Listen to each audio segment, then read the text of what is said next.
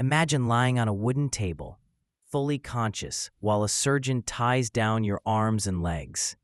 The smell of whiskey is in the air, but it's not for the pain. It's to calm your nerves. You hear the rustle of saws and scalpels, knowing every cut will be felt. In the early 1800s, there was no reliable way to dull the agony. Surgeons raced against the clock, not to save lives, but to finish before their patients died from shock. Welcome to the world before anesthesia.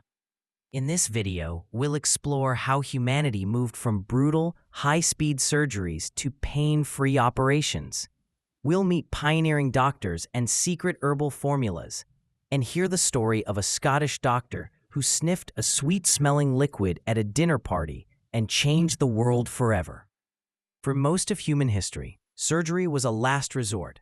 Without a way to block pain or prevent infection, surgeons only did what they could see, like amputating limbs, removing tumors, or cutting into boils.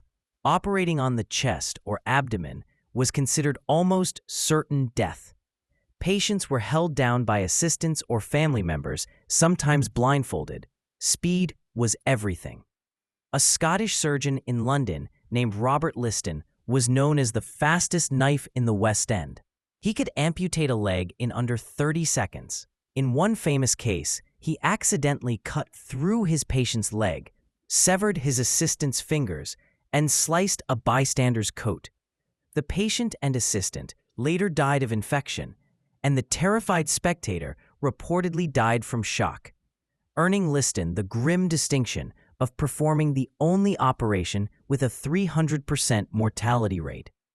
The novelist Frances Burney, also known as Madame D'Arblay, experienced this brutality firsthand. In 1811, she wrote a haunting letter describing her own mastectomy. She was blindfolded and held down as the surgeon began to cut. She wrote that she screamed while still conscious and fainted twice but remained aware as the surgeon worked. Burney survived, but the trauma stayed with her for life. Her story shows just how desperate both patients and doctors were for a solution to pain. Before the 19th century, people turned to intoxicants and herbs. The ancient Sumerians used opium poppies. Ancient Egyptians mixed opium with mandrake to induce sleep. In China, a doctor named Hua Tuo brewed a mixture of hemp and wine to numb patients. Islamic doctors soaked a soporific sponge in mandrake, henbane, opium, and wine and placed it under the patient's nose. In medieval Europe, a concoction called dwale was made with bile, opium, and hemlock. These mixtures often sedated patients but were unpredictable and dangerous. Some surgeons even tried mesmerism, an early form of hypnosis. In the 1830s and 40s, some doctors believed hypnotic trances could dull pain, and some even argued it was safer than inhaling mysterious gases. But hypnotism couldn't stop the shock of a saw cutting through bone or prevent infection. The first person to seriously propose inhaled anesthesia was an English physician named Henry Hill Hickman. In the early 1820s, he experimented on animals, placing them in bell jars filled with carbon dioxide until they were unconscious. He would then cut off their ears, and they showed no signs of pain. Hickman believed he could safely do the same for humans, but his ideas were mocked as surgical humbug, and he died years before anesthesia became a reality. In the 1790s, a chemist named Humphrey Davy discovered the euphoric effects of nitrous oxide, also known as laughing gas, and suggested it might be useful for surgery. But it became more popular as a party trick at laughing gas shows. In December 1844, a dentist named Horace Wells attended one of these shows. He noticed a man injure his leg while under the gas, but feel no pain. The next day, Wells had a colleague pull out one of his own teeth while he inhaled the gas. He later wrote that he felt not so much as the prick of a pin, but when he tried a public demonstration, the gas supply ran low, and the patient cried out in pain. The audience of surgeons and students jeered, humbug, and Wells was humiliated. Meanwhile, a physician in rural Georgia named Crawford W. Long noticed that at local ether frolics, people would inhale sulfuric ether for fun, bump into furniture, and bruise themselves without feeling pain. On March 30th, 1842, he used this observation to remove a tumor from a patient's neck. The patient felt nothing.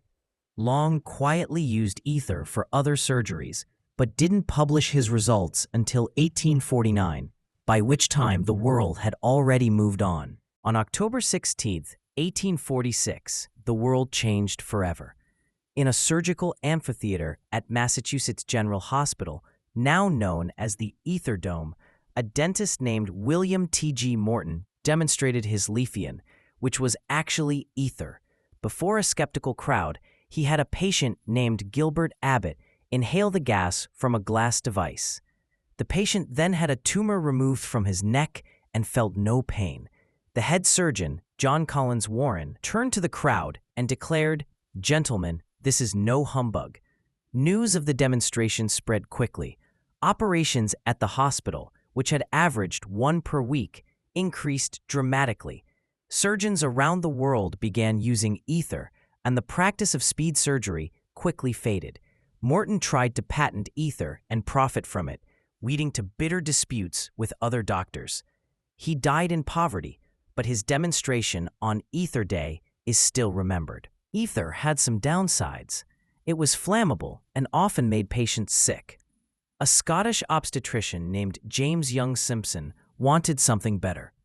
In November 1847, he and his colleagues decided to sniff a liquid called chloroform from handkerchiefs.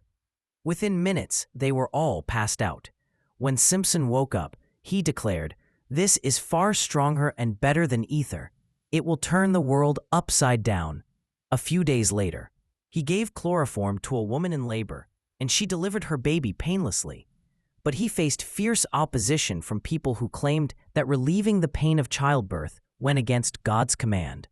Simpson argued back by pointing to the Bible, where God put Adam into a deep sleep before removing his rib.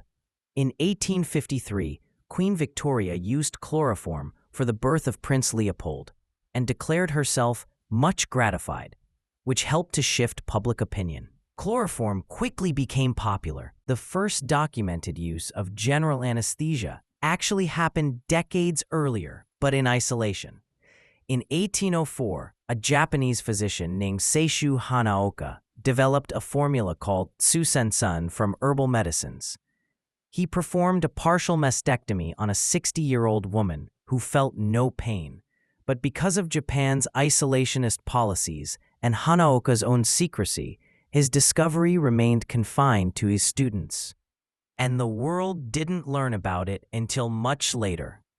In the span of a few years, surgery went from a terrifying, brutal act to a measured, scientific procedure. The pioneers of anesthesia, some celebrated, others forgotten, changed medicine and society forever. Pain relief opened the door for operations inside the chest and abdomen, for organ transplants and heart surgery. Modern anesthesiology now uses many different methods, but its roots lie in these early experiments with ether, chloroform, and herbal brews. The next time you go to the dentist or have surgery and drift into a painless sleep, remember the long, painful road to anesthesia. It was the curiosity and courage of many pioneers that saved us from the horrors of surgery without it.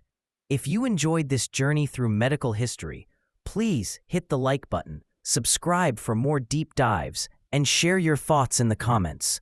We'd love to hear from you.